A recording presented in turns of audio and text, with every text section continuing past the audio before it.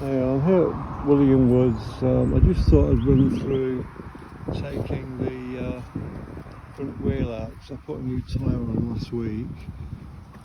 But yeah, what you have to do is this is a 22 millimeter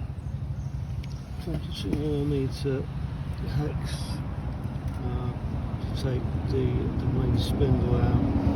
So you undo that, and you undo the pinch bolts, which are these two down here, and there's obviously two on the other side.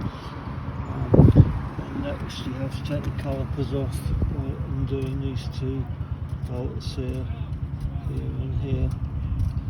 Anyway, and then you roll the calipers out, and then to put it back you have to do it in a certain order. So you do spindle bolt first, which is 50 newton meters, then you do your pinch bolts, there's two of them, 90 newton meters, and you tighten them up 3 times, and finally you put the calipers back on.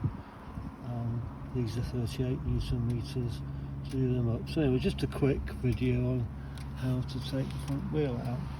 Okay, thanks for watching. Keep watching, keep subscribing. See you next time.